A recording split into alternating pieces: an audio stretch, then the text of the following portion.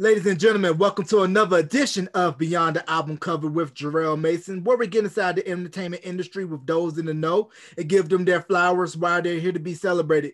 With me right now, I have a brother from across the pond in the UK that's been setting the world on fire, and folks are spending their fish and chips money or money from the pub for their Sunday roast, getting his records, collective records.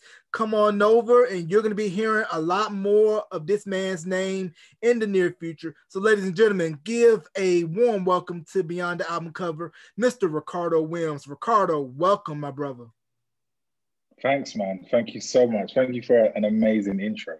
Man, I try to do what I can, man. My poor impersonation of Tim Westwood or John Peel. Now, you did your thing, man. You did your thing. Yeah, BBC One, Capital One, holla at me. BBC Extra, right. Holla at me. All right, so let's just go ahead and just jump right into it. So, bred over in the UK. So, what led you wanting to start singing, and who are some of your influences? Oh man, I think I fell in love with R&B at a very early age. I happened to have got my hands on a mixtape that my mum had, and it had like Jodeci, Brandy, H-Town, Boys to Men, all on this little tiny cassette. And I just fell in love with R&B. And I think after a while, I just wanted I wanted to give people the same feeling that I got when I heard that mixtape for the first time. But yeah, some of my biggest inspirations are just those people. So literally every group from 90s R&B, we're talking about, like I said, Jodeci, H-Town, Drew Hill, 112, Jagged Edge, are some of my biggest inspirations. And then obviously I grew up in the church. So I've got a good sort of foundation in gospel as well. So Fred Hammond, Daryl Coley, Kim Burrell, all of that whole sort of church choir sound. So yeah, man, those are kind of church and what they call secular kind of two merged together to give me my inspiration.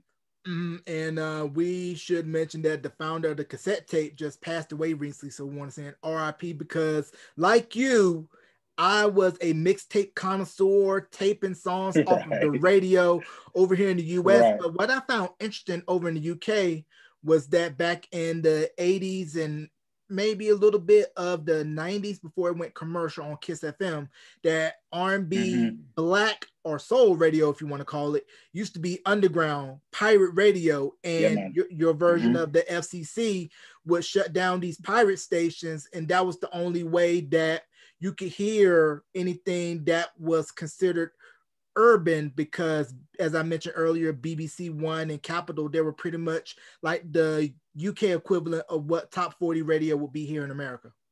Right. Yeah, you're right. And you're right. The only way to get some of those, to hear that music was pirate stations.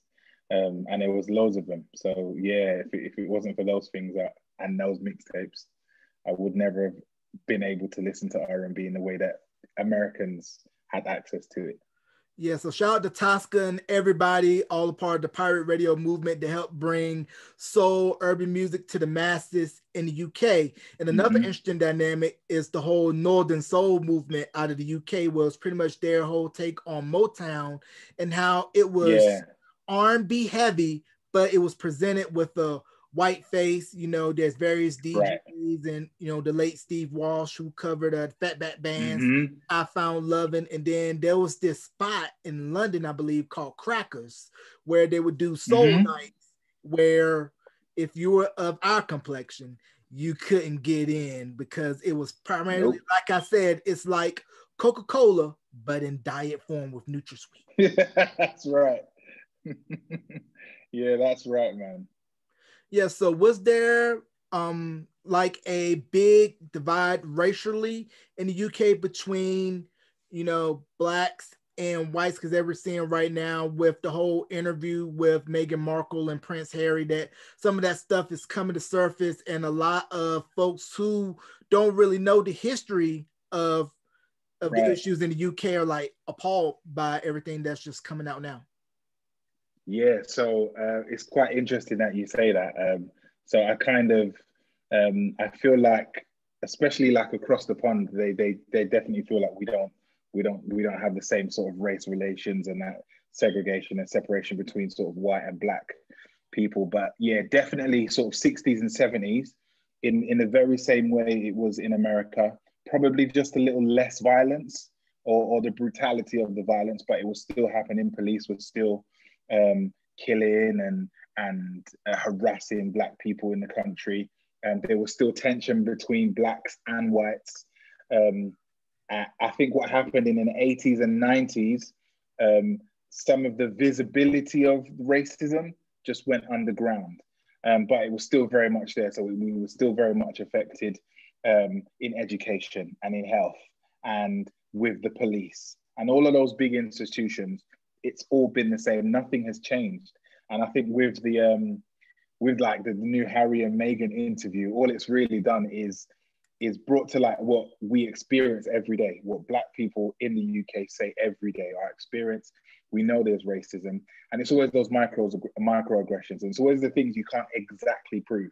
It's not like somebody calls you out your name and you're like, yeah, you're racist, or somebody gets murdered and like, yeah, you're racist. It's those things where you don't get that job, but all of a sudden you get fired, or you're not getting the same pay as a white counterpart, or your music isn't being played on certain stations, but actually the sound is exactly what you're doing.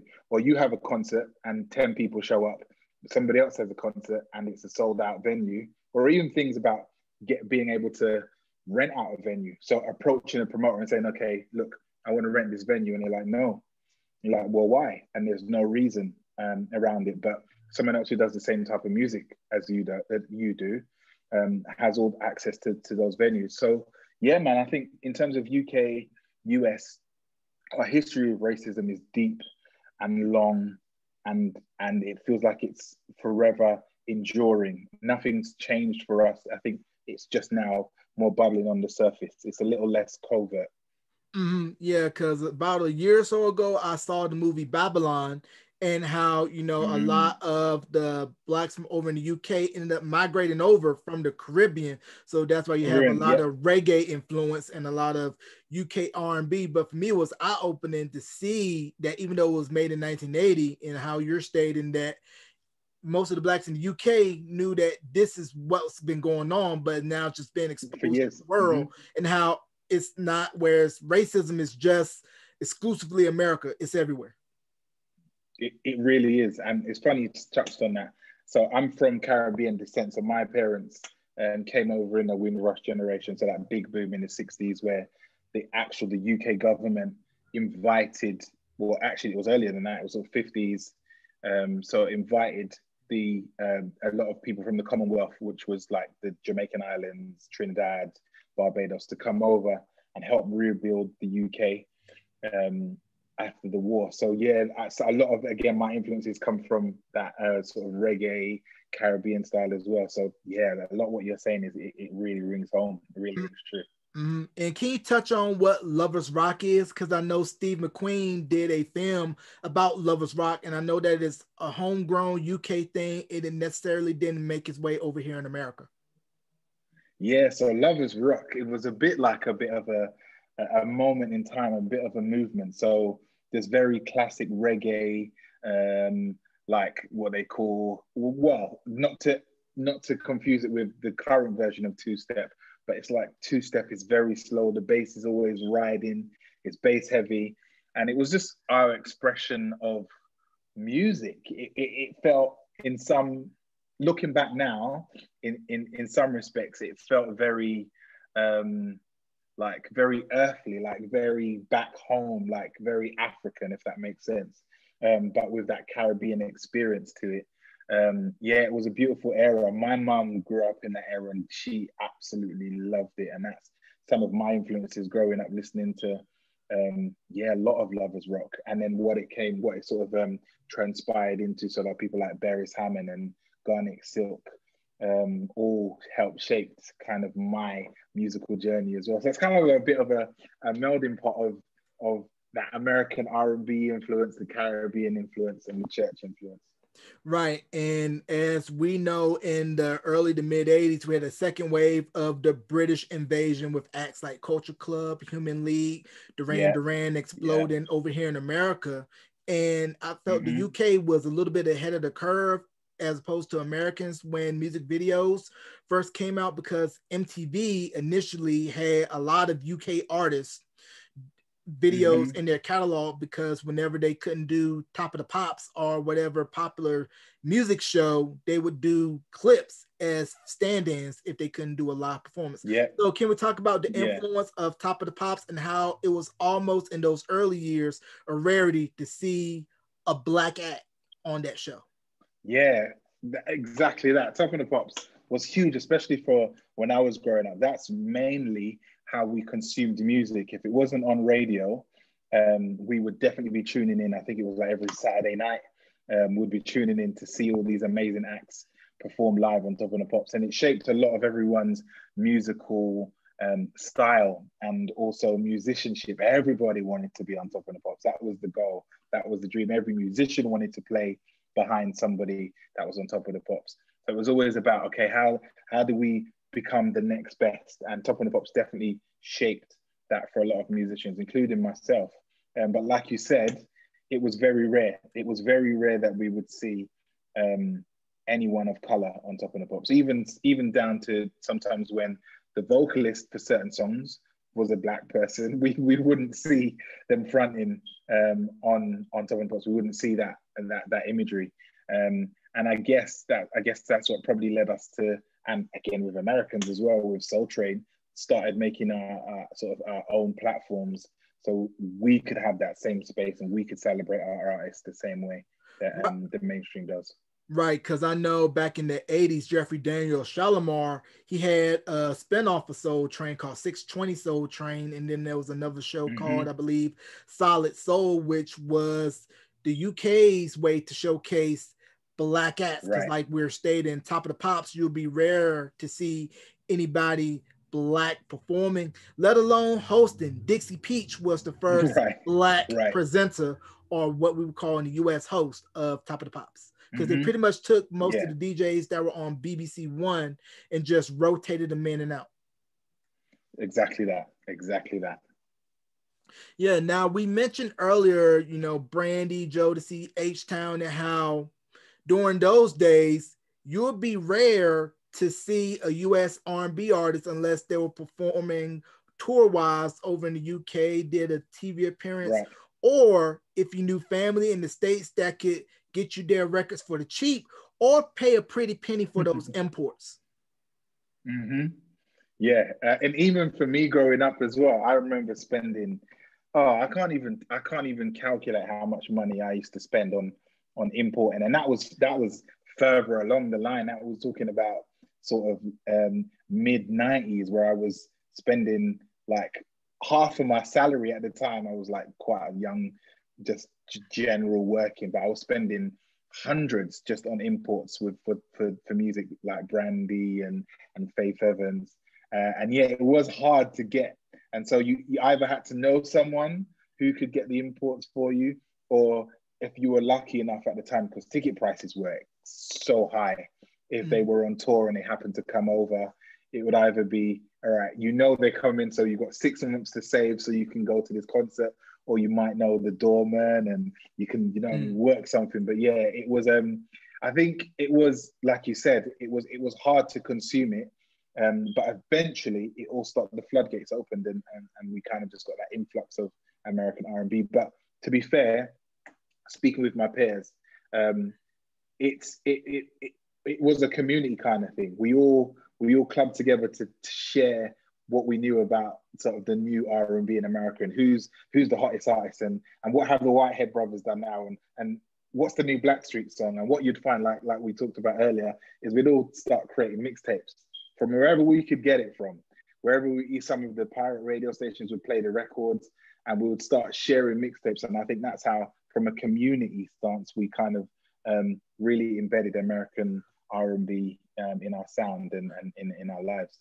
Right. And I'm sure, I don't know if you guys have the equivalent to this at the barbershops, like in Brixton or wherever, where kind of like the Yeah, man. DVD man, where you have the mixtape man that come in there and say, hey, I That's got it, these man. mixtapes for about £5, 2 shillings. That's it. And I also got your tickets at Wembley or O2 Arena for blah, blah, blah.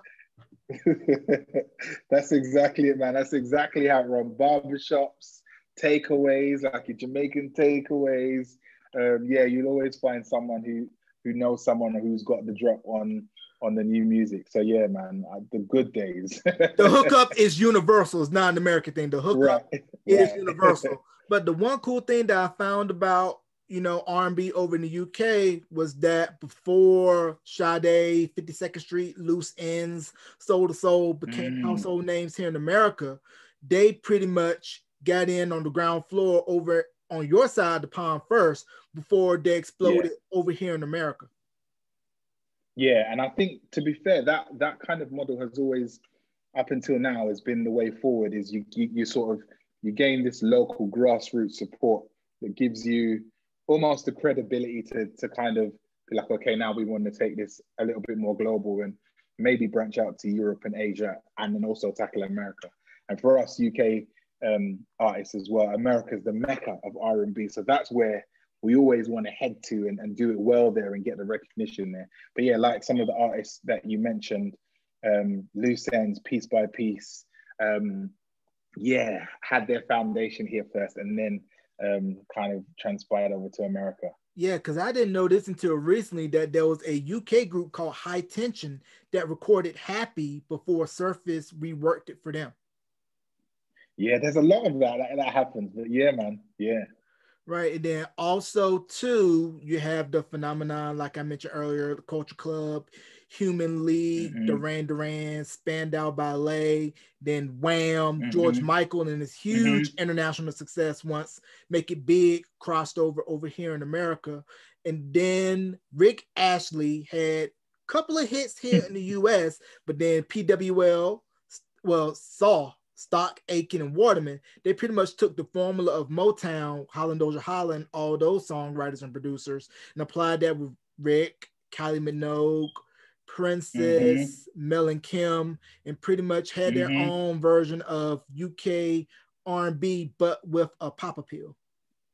Right, exactly that. And we saw that over here as well in terms of hearing our sound outside of our walls and just feeling that frustration of why isn't it working for some of our artists. But yeah, exactly that. Yeah, but do you think a lot of the urban UK acts kind of felt frustration once groups like Take That and E17 pretty much took off and kind of was doing pretty much same thing New Edition, New Kids doing, but we're having the same backing with the majors. And then, of course, Robbie Williams ended up blowing up, becoming a huge solo star. And then later on, we have Bras and Five and the whole boy groups that came out of the UK by either Simon Cowell or Louis Walsh. Yeah, absolutely. And on the ground, we definitely felt the frustration. We had acts like Damage, who for us were that sort of ultimate boy band. We further along the line, so 10 years later after that, we had like Fundamental, who were our B2K. And we always saw the frustration. It was either they would burn themselves out trying to break the UK. Again, like you said, doing sounds that were already out and the labels were backing what we call Blue Eye Soul. And not seeing that traction. And one of two things would happen. They'd either do their best to kind of come out of the UK and do well outside, mainly sort of Asia, Europe, or try and go to America and get some recognition in America. So, but yeah, the frustration has always been felt. And I don't think much of that has changed. I think urban, if we want to call it that, urban music or music of Black origin now, it's probably a little bit more palatable and acceptable. It's on trend. So now we're seeing a lot of our artists with our sound winning, but I still feel like there's a long way to go. Yeah, because when I interviewed KG from Emanate and Andreas from Damage, they were telling me about, you know, their fight to have UK R&B be recognized by the masses, and how KG said that they had a chance to do a remix for Happy featuring Biggie, but the Columbia Records UK division didn't understand it at the time. Like, oh, who's this guy Biggie? And knowing that had they would have released that record, it would have definitely broke Emanate in America. 100%, and that's part of the major problem is a lot of the execs at these labels don't really understand the culture. They don't have their finger on the pulse in terms of what's going on in our community, and actually how influential the music we make is on the mainstream. And there's too many stories like that where you just know if the label put the right amount of investment or the same level of investment in some of our artists, we would see them sky high. Do you know what I mean? And really dominating the charts and the industry. Right. And then over around the mid 90s in the UK, a lot of US pop acts would go over, cut their teeth, and then come back to America and blow up, like, of course, Backstreet Boys, NSYNC. So you all got to see them first before they came back home over here in the US and became huge. So what was that like, seeing the early stages of those groups before they became international phenomena? I think we loved it. I think we loved seeing those American boy bands come and really, like you said, cut their teeth, tour up and down the country. And it also gave us some perspective as well. I think that was a great era, I guess, for both for America and both for us, because I guess the bands coming over were getting to feel our culture and take a bit back, you know what I mean, and add pieces to themselves that they probably might not be able to. But we was also viewing the American machine and seeing how that works and taking a bit of that and adding it to what we do. So I think it was a brilliant time. And I think, again, like a lot of my peers will talk about NSYNC's impact on their music, and especially like that Celebrity album, and people like Backstreet Boys as well. It all added. And you know what's funny is those groups were probably the closest that we had to urban music. Like we wouldn't really get to hear it. So we kind of embraced it anyway, because our acts weren't being promoted like that. So when NSYNC came and they had like that R&B pop sound, it was like, great, there's something in the mainstream that we can actually support, because everything else is underground for us. Right. And when I interviewed Andreas from Damage, he was telling me that I didn't know this till he told me that Wayne Hector, the songwriter, producer Wayne Hector, was in the group Rhythm and Bass. Now I'm in a group called New Jack Swing Forever, where we have a lot of members from the UK, and how Rhythm and Bass, they were very influential in bringing New Jack Swing over to the UK, and how they originally recorded Tell Me before Groove Theory.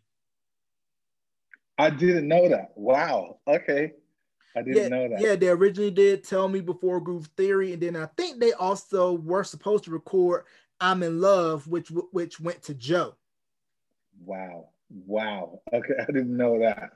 Yeah, man, but I was just listening to them. I was like, man, these guys are good. And it was just a shame that the world was a lot bigger then, and they really didn't understand the impact of, let's just go ahead and just take these guys over to America. Maybe we may have to alter their look a little bit, or maybe alter a couple of songs on the album to fit the US market, but it could have worked. It could have. It really could have. Yeah, but Wayne Hector's doing all right for himself. You know, big songwriter, big producer, probably cheering on some football team. Hopefully not Stoke-on-Trent. but he's doing okay. He's doing all right. Now with you, what was that process like, doing a demo and getting heard and pretty much pounding the pavement, performing any chance you could, like at an open mic? Do you know what? It's been and I guess this is looking back on it sort of from a retrospective point of view, but it's been fun. It's been great. It's kind of been like getting ready in the gym and sparring and getting and just making sure you're ready for the main event. And it has been like that for years. I think the goal is always going to be the same. We kind of always see that dream of Madison Square Gardens and, you know what I mean, crazy world tours. But it all started sort of on like the starting line, like doing the smaller thing, like you said, doing the open mics and singing to 5 people and honing your sound and having rubbish songs and rewriting, and do you know what I mean? Years and years of just kind of tweaking and getting it right. And I think obviously when I'm in the journey, it feels tough. It feels like, okay, when is it going to be my turn? Like why didn't this song get the shine that it deserves? But looking back at it, it's kind of been, it's been fun. And I understand now why maybe, let's say, it's taken as long as it has, because all of the things that I've learned along the way has enabled me to be the artist that I am now, to release the types of songs that I'm releasing now, and to get the kind of love that I'm getting now. If I didn't have those experiences, I wouldn't be here. So from a looking back retrospectively, it's been fun, but in it, sometimes it's really hard. Right. And can we talk about for a minute grime? Because once Dizzy Rascal broke through with the Boy on the Corner album, then you have Dave and a lot of other rappers of UK drill. It kind of gave the UK that gritty, raw sound where we're more than just tea and crumpets, whatever, football team, Piccadilly Circus. Right. Watch Top Boy on Netflix if you don't know. Right. I'm a fan of Top Boy. Exactly. Yeah, exactly. Grime, like R&B, has been around in many forms for many years. Like, so again, underground with jungle, and how that turned into sort of garage, and then how that turned into grime, and now we've got sort of UK rap, and then in UK drill. So yeah, man, grime has kind of taken the same sort of experience and journey as R&B, again, underground, and you have these artists and DJs and promoters all trying to make the scene pop. And what I love about grime, which I think R&B had its time in the sun in sort of the 90s and noughties, and grime now and UK drill is having its time in the sun now. And there's years and years of work and effort that's gone in, like you said, pioneers like Dizzy Rascal and Wiley and Soul Solid crew, all kind of, you know what I mean, putting their sort of spike in the sand and progressing the scene forward. And it's great to see. And like you said, I think what grime has done for the perception of the UK has really changed it to, they're just tea and crumpets. Do you know what I mean? They everything is sunny and fine and it's fish and chips, when actually our experiences are very similar. Our accents might be different, but our experiences are very similar. And I think that's what I probably enjoyed seeing that. I've really enjoyed seeing how everyone outside of the UK takes to grime, because we realize actually there's some sort of synergy. There's a lot of similarities to our journey, which has been beautiful. And this is why we've got a lot of UK and US collaborations in grime. Heady One and Drake and Pop Smoke and some of our other artists, and you know what I mean, Tory Lanez and some of our artists, because we kind of now are seeing, oh, actually, we're the same. we're more similar than we are different. Right. Yeah, there's hoods everywhere. Pull up to the wrong side of Brixton or whatever. Somebody's going to pop the bonnet. That means trunk over in the UK. Pop the bonnet and they'll get out the ratchet, if you know what I mean. That's right. If you're not from there, don't go there. Be sure to have your wings, have your crisp, all of that good stuff. Maybe have a couple of fresh trainers in the trunk. That's shoes. Right. That's what the UK they call shoes. They call them trainers. Yeah, don't go into the spot with some nice trainers and they say, "What's your size?" Right. You know what that means when they say, "What's your size?" That means come up off of them. You know what I mean? So can we talk about Omar and Brand New Heavies? Oh, Omar is a living legend. Yeah, I think what he's done for that soul sound, and I think single-handedly out again, like Brand New Heavies, Omar, Incognito, Soul to Soul, really shaped that soul sound. I think that soul sound that we grew to love came out of the UK first. And again, I think that experience comes from that mixture of that Caribbean heritage as well as our UK experience. But yeah, that shaped a lot of our artistry and how that then transpired into R&B and created artists like Donny and Lyndon David Hall. So yeah, man, hats off to Omar. Hats off to Omar. And another artist that I felt from the UK that should have broken in the US was Lamar. 100%, 100%. Lamar's his whole image, his whole get up, screamed America.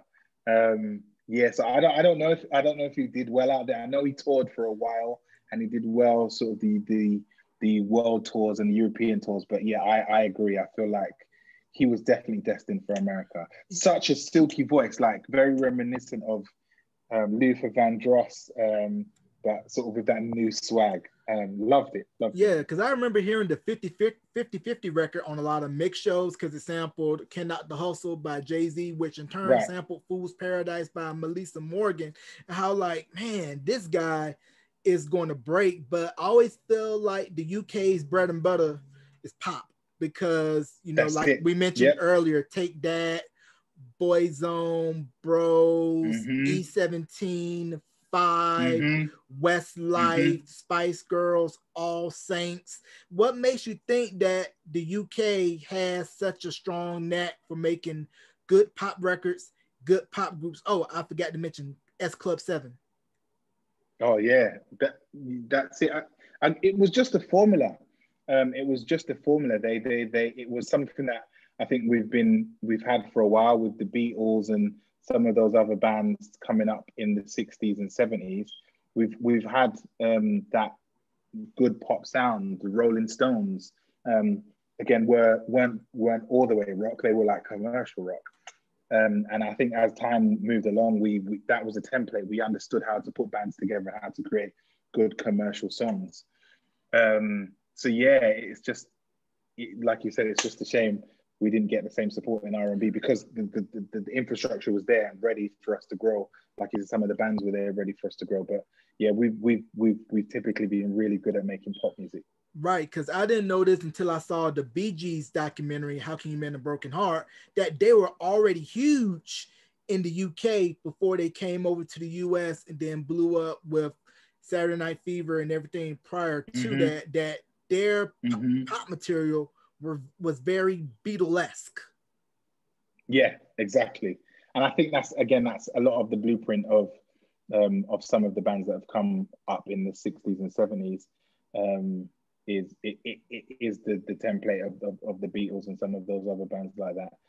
But yeah, like you said, it's just that pattern is we conquer home first, and then we take that momentum and take it overseas, and usually it goes. For some of us, it doesn't, but yeah, usually it goes off, and it's great to see. Yeah, because one artist that it went well for was Seal. Crazy, and then exploded worldwide thanks to that little ditty "Kiss from a Rose" from Batman Forever. Right. Yeah, and again, that's a song that's gonna last forever.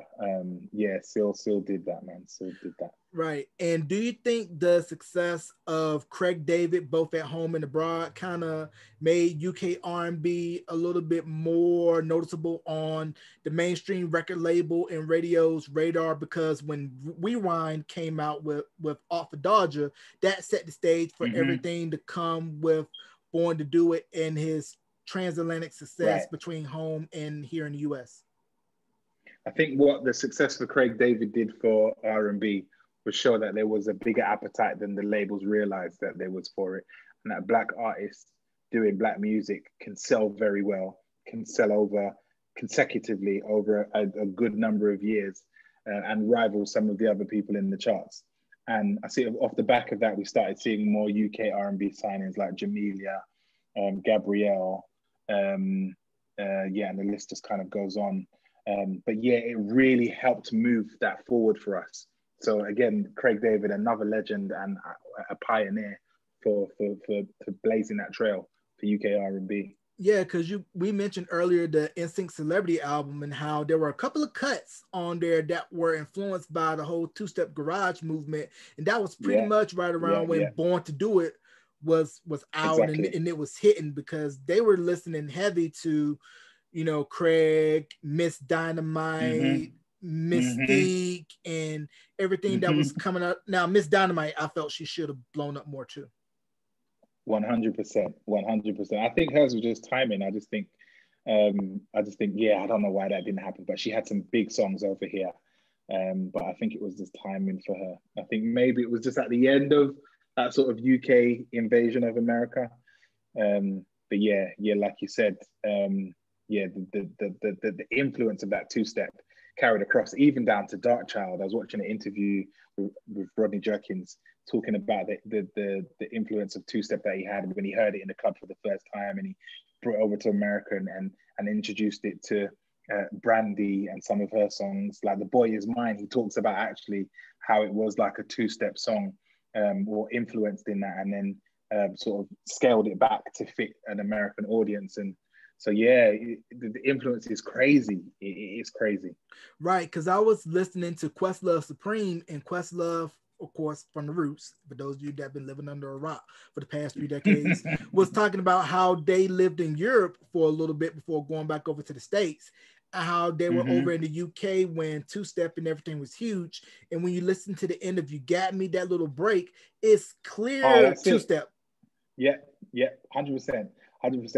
And I think that's why that song went over here as well, because it was a piece of us. So to hear that, it was like, wow, that's our identity. That's us. It's good to hear. But yeah, the influence has been crazy. Through to Janet Jackson. Janet Jackson has been very two-steppy as well in her career. But yeah, two-step has definitely infiltrated a lot of the world. Right. And there was a girl group that was out in the early 90s by the name of Eternal. They were put together to be the UK's equivalent to En Vogue. They covered Stay by Glenn Jones. And for those that don't know, they originally recorded Angel of Mine before Monica reworked it and it became an international smash hit. So can we talk about Eternal? Eternal are probably one of the first Black female groups that we saw UK doing it and having that support from the major labels. Like you said, Angel of Mine, big smash. And then eventually they went on to do Wannabe that featured BB Winans. Again, another big sort of party anthem. But yeah, again, seeing them definitely paved the way for other groups to come up in their footsteps. Like Mystique came after, even though their sound was different, was a little bit more commercial. It still allowed them that room to show that I can actually, this type of music does sell well. There is an appetite for it, and it can live in the mainstream. So again, another staple group that has trailblazed for Black music in the UK. Right. And when I interviewed KG, he was telling me that Columbia had a chance to sign Spice Girls, but they ended up passing. And that's how Richard Bronson and Virgin ended up getting a hold of them. Now, over here, when Wannabe first came out, we was like, okay, it's a nice record, because pop music over here in America really wasn't back in style at that point, because it was either grunge or rap. But once that came out along with Hanson, that opened pop music back up in America. But Spice Girls, huge. When I looked them up, I believe they were one of the top 5 best-selling girl groups of all time. So can we just talk about their impact and how they pretty much broadened pop and R&B as well to a massive audience that probably otherwise would not have been exposed to it? Exactly that. Spice Girls, you can't have this conversation about popular music, and especially contemporary popular music, without talking about Spice Girls and the impact that they had globally on music. Like you said, it was a good mixture of what you probably would call quintessential British pop, but then with those influences of R&B and a bit of dance and a bit of two-step. And again, you can see after that point, they were the blueprint. Everybody wanted to be Spice Girls. And the amazing thing about Spice Girls, which was very different at the time, is they were all very individual. That was a very new concept when it came to putting groups together. Most times you would have maybe the variation of the same person in the group. I have 5 group members. One obviously is going to be the star, but the other 4 are just variations of the front man or the lead lady. With Spice Girls, what you got was 5 distinct personalities, and that played into the music. It played into their music videos, the imagery. And I think that's what really worked, is they were relatable, not just on one level, on 5 different levels. Different people could see themselves in those characters that they created and sort of personified. So yeah, I think it was the first, and because of that, it was groundbreaking, and it then did set the trend for many years to come. Right, and we mentioned Take That earlier. A lot of their early material was very poppy, but when they got to the Nobody Else album, that's when I felt they kind of sort of saw what E17 was doing, because they were more R&B oriented with Brian Harvey's vocals, and they're like, we want to Right. incorporate more R&B in our sound, because if you listen like Sure and some of those records off of that album, it was clear R&B, but Back for Good was their only US hit, and then they ended up breaking up shortly after that. Girls Were in Crisis, they had a helpline, and then Robbie Williams became a huge international solo star, and Gary Barlow went on to do some solo success over in the UK. So I think that was a call by Nigel Martin Smith to have them go the more pop route, because like I mentioned earlier, they were inspired by New Kids. But while New Kids had more R&B influence, Take That, it was clear pop. Yeah, 100%. It was clear pop. It was very, and again, sort of Gary Barlow's a singer songwriter. You had like a very typically British model in there. Your singer songwriter driving the songs and the band and the sound. But yeah, it was very pop, very pop. Yeah, because they were super huge. And then I read in a magazine article that Simon Cowell put together 5 because he missed out on the Spice Girls.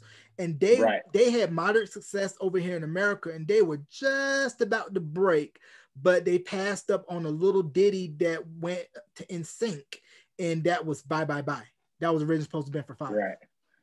I didn't know that, but that's crazy. It's crazy, some of these stories that you hear that that some of these artists pass up on, and you just think, but you never know. You can never know what song's gonna go. But that's crazy that they passed up on possibly one of the biggest boy band songs ever. It's so recognizable. I think most people from that era and after know that song. Yeah, because I ended up like watching the big reunion, and I believe it was Abs, Sean, and Scott.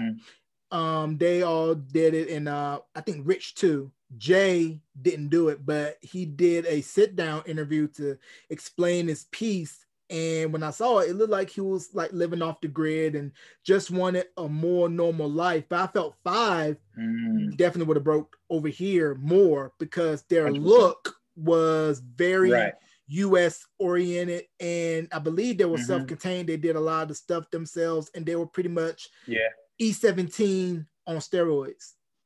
Right, exactly that. So can we talk about how did you link up with Collective Records and the Come On Over record, and what was that process like putting that record together?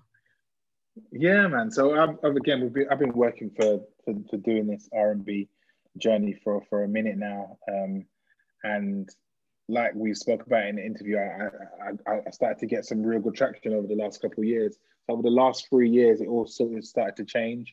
People in the industry started to notice me. My name started to become recognizable, and my fan base started to grow. So with that, more opportunities, I was able to do the UK tour, the King and I tour with Faith Evans when she came over, which again then helped my profile immensely. I started to get more champions at BBC One Extra, Capital Extra, and so as that started to grow, obviously my sound is very it's embedded in American R&B, and I guess a few of my songs started to travel over to America, and Collective Records heard it, and they hit me up, and it was like, oh, we love your sound, man. Let's work on some songs and see how we can take what you're doing in the UK and amplify and amplify that in America and further. So yeah, that's kind of how it kind of got together. That hard work at first, and then they reached out, and it's been a great relationship ever since. All right. So when can we expect like an album or an EP, or is that still in the works? So yeah, so we dropped an EP about 2 years ago, and that was kind of the momentum that Come Over came into. So now we're working on some more new music. Last year was just about testing the ground and seeing what people like, but yeah, we're working on an EP that hopefully. Like, COVID changed a lot of things. There were some plans for last year. We were meant to put out an EP. COVID changed some things, so we kind of just sat back on that and put singles out instead. So yeah, we're kind of just hopefully going back into what the plan was, working on this EP, and once that's out of the way, we've got our head straight into album mode, and trying to do some special things for that as well. Okay, cool deal, cool deal. So back to some of the pioneer artists out of the UK. Can we talk about the success home in the UK of Culture Club and Wham and also George Michael, because he had caught backlash over here in America when Faith exploded because it was the first album by a white artist to go #1 on the R&B charts over here. Ended up winning 2 American Music Awards for R&B based categories, and a lot of the black artists over here felt like, okay, you're white, but you're winning these black oriented categories. But you got to understand at the time, probably still so to this day, that the music industry is still segregated amongst black and white, because George Michael was getting regular airplay on R&B radio and on BET. Yeah, well, this is it. And like you said, a lot of it is still the same, nothing much. I think they've changed a little bit, but we still see that. We still see the promotion of white artists doing exactly what we do, but getting a lot more recognition. Adele and Sam Smith. Well, there you go. There you go. And we've had Adele's, we've had Sam Smith's come and go, and it's been a travesty to see. But again, things are changing. But with George Michael, I think what I liked about his journey is when he had the power to, and not to say sort of this white savior complex, but when he had the power to, he would pull in some of those musicians, black musicians, church musicians, especially his live stuff when in the UK, when you'd go and see him live, you'd get that influence of black musicians, and also some of his features again with Mary J. Blige, pulling that in and shining a light on what she was already phenomenal, but what she was doing and helping her push into the UK mainstream. But yeah, like you said, we've typically seen it.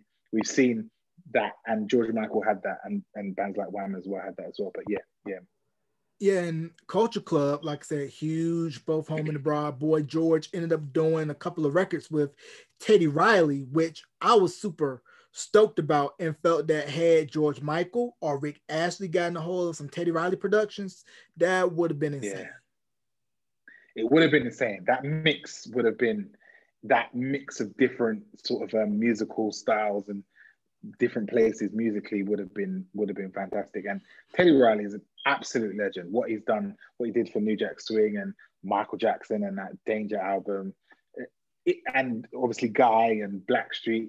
If he did that if he brought some of that energy to the likes of Culture Club, it would have been. I think we would have created a whole new genre.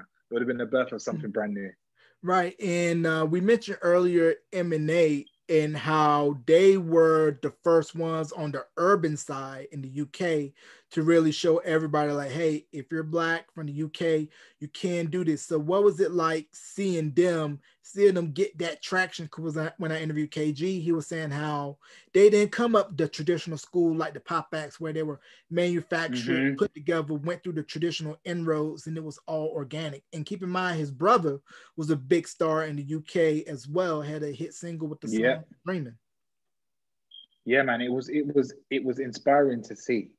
And as cliche as it sounds, is you can't be something you can't see out in the world. And I think their journey definitely inspired a whole generation of artists and just made them know that it was possible. So before that, we didn't know that, or we knew it was possible to make it somewhere in the music industry, but not to the level of success that they had. So their journey for a lot of artists, including myself, was very inspirational. Now I'm going to ask you a fun question. What is the big thing with Nando's. I got a bottle of mild peri peri sauce in my cabinet that I ordered from AfricaHut.com. This is not a paid sponsorship or an endorsement, FYI. So FTC, don't come after me. Oh, I don't even know. I don't. It's just like Americans. We love chicken, and Nando's was probably the first, I don't know, franchise that came and done really well seasoned barbecued grilled chicken, and it's really just it's taken off. But we love Nando's. The Brits, we love Nando's, man. Yeah, like I said, I got the stomach of a 60-year-old. The mild peri peri sauce is on deck, ready to put on the chicken and so I can get my taste of England. Now, England, Black UK in general, is taking over the acting game right now over here in America because you have Daniel Kaluuya and Judas and the Black Messiah and all his work. You have Cynthia Erivo doing her thing.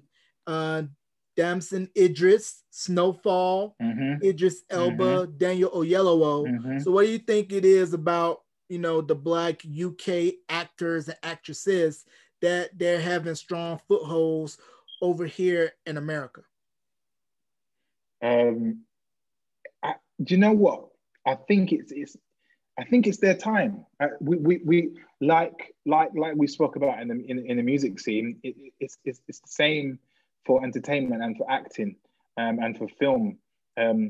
Black actors here traditionally struggled. Like there was no roles that there were no roles that weren't your stereotypical drug dealer or I don't know, bad boy, gangster kind of thing. And we struggled to step outside of that and just get your standard role or even end up in a play like Hamlet or, do you know what I mean, a West End play. And I think for years and years, I think the Black actors have worked really hard and tried to find ways to share their craft and their gift. And I just think for some of the actors now, again, Idris Elba has opened doors for UK actors as well in America. But I think it's that time. That they put on all that work and they've gone through all of that hardship to kind of now be offered some of these amazing roles. So I just think it's their time, man, and it's great to see. It's amazing scenes. And also Daniel Ezra from All American. He's British as well. Yeah. And I didn't know that until he did an interview on The Talk over here in the US and how he was able to switch on the drop of a dime from a British accent to an LA accent. And I think I can accredit that to the US exporting culture out. And it seems like other countries don't really export in over here. So do you think that's kind of sort of why a lot of American culture tend to latch on really quick at other countries because we massively export our culture out and other countries don't really necessarily export culture into America? 100%. And that's again why some of our Black actors do it so well. It's for years, that's all we know, that's all we consume. We're almost driven by it to some degree. So yeah, I completely agree with what you're saying, man. With America being the export of culture, especially for Black Britons as well. And again, for us, it's about trying to identify ourselves elsewhere. So we've got that sort of African Caribbean hook, but then you've got sort of America where a lot of that we gravitate towards because it's ourselves somewhere else. So yeah, I completely agree. Yeah, and now I'm curious to know, because over here, K-pop is starting to explode in the US. I wonder if it's getting any kind of traction or a little foothold in the UK, because I'm not sure what's the demographics over in the UK as far as of Asian population. 100%. And definitely in terms of listenership, a lot more people K-pop has become very trendy. And so now you are seeing a lot of the listeners or fans gravitating towards K-pop, and when that happens, labels start to change their strategy, and then you will find different artists starting to collab with maybe K-pop artists or changing their sound a bit. But it feels like that's the next trend up, especially with the younger generation. So you're sort of early teens, like 13s to 16s, are definitely into K-pop, and you can see that it's a trend that's probably going to blow up in the next few years. Yeah, because I was looking over here in America, BTS is huge. Their albums selling massive, but they have not put out one album in English. And for those of you that don't know what Hmm. K-pop is, think of the 90s, early 2000s American pop movement with Backstreet, NSYNC, Britney, Christina, and times that by maybe 10 or 20, because some of these K-pop groups have 7+ members. One group had 15 members and make the Wu-Tang Clan look small. Rest in peace, ODB. Yeah, man. Yeah, but it's just crazy to see how that style and sound is taking off globally, at least here in America, and how they have not put out an English album, but over here in America, we've been seeing a lot more explosion with Asian American representation with Aquafina and Nora from Queens, Crazy Rich Hmm. Asians, Fresh Off the Boat. So they're starting to tap into a demographic that's been long underserved. Yeah, and like we said before, I think it's just the change in cultural, just that cultural shift where where some of those people that resemble us, Asian, Black, do you know what I mean, people of color, are in those spaces now. So they're opening up those opportunities to people that look like them, and now we're getting that. We can see that the world has an appetite for more than what it's been served the last 60, 80, 100, 200 years. So I Right. think that's exactly what's starting to Yeah, happen because now. I can remember when John Boyega got Star Wars, how it was a lot of Right. pushback because the only other black person in Star Wars visibly was Billy D. Williams, aka Mr. Colt 45, and how Exactly. you have this kid from Peckham being in one of the world's most respected franchises, and how a lot of people expected it to look and appear a certain way.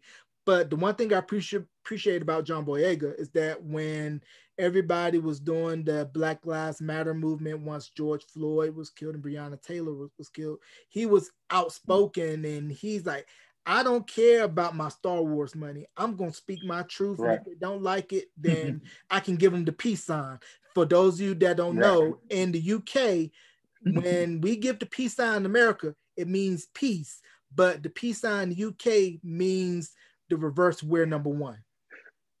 Right, exactly that. And I think we all got behind John for that, man. We really appreciated, especially when someone has that kind of platform to use their voice to really advocate on the behalf of Black people. And what we don't see a lot of that. And I kind of understand it. It's a tough battle to navigate that. Well, actually, this is what I believe, but this might affect my bag, and how am I going to live, and how am I going to pay my bills? So it's a tough line to follow. And hats off to him, man. His integrity on that, and his will to kind of just be like, you know what, this is how I'm feeling, and I don't care what consequences are. This is right, and I'm gonna follow right. It was amazing to see, man. Yeah, Amazing to see. like you said, when you have that platform, you have that ability to send your message out and consequences be darned. And while other Mm-hmm. people don't have the luxury of saying, do I want to sacrifice my bank or do I want to say it, sacrifice it, go down to the social services office and fill out my UB40 form? Right, For those of you that don't right, know, that's how the right. band UB40 got their name. Mm-hmm. Mm-hmm. Yeah, based off of that form that you go file at the social services office over in the Mm-hmm. UK.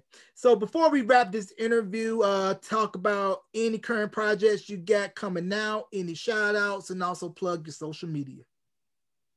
Yeah, man. So again, big shout out to Collective Records. We're working on we're working on a new song. So that should be out, I think, at the end of April. But there's going to be some more noise about it. I think we're working on a music video. Somehow we're going to make that work, UK, US kind of within the lockdown. So that's the next thing to come. And then throughout this year, we're going to be sort of gearing towards this EP. So we might drop another single, and then we'll have this big EP again, and hopefully we can get back out and start getting back on the road and opening some of the tours that we had planned for last year. But yeah, man, if you dig what I do, if you love my music, if you love R&B, you definitely need to be listening to me across all socials. I am Ricardo Williams. My website is iamricardowilliams.com. Instagram, Twitter, YouTube. All I am Ricardo Williams. Find me on Spotify, Apple Music, Tidal, everywhere. Deezer, SoundCloud. I am Ricardo Williams. Like I said, if you love R&B, then I've got you. So yeah, man. And thank you so much for taking out this time. I know it's mad. Is it early for you out there? So it's a little bit after 11 a.m. Saturday morning as of the taping of this podcast, but it is all good. You know, I've always wanted to come to the UK, so I know I got some people in the UK that could take me to Nando's, some fish and chips. That's it, man. Maybe give me a Manchester United jersey. This is it. When you come, don't worry, I got you, man. We can do all of that. And we can go get some nice trainers. That's right. That's right. Yeah, make sure I don't end up in the wrong parts of Brixton. Yeah, so ladies and gentlemen, you can catch this interview audio and video wherever you stream your podcast and on my YouTube channel, youtube.com/beyond the album cover, and join the Facebook group, facebook.com/beyond the album cover, where you can stay updated with all things related to the podcast. Ladies and gentlemen, my brother from another mother, from across the pond, over in the UK, doing it his way, Mr. Ricardo Williams. Ricardo, thank you once again for coming on. Thanks, man. Love, man. Yes, sir.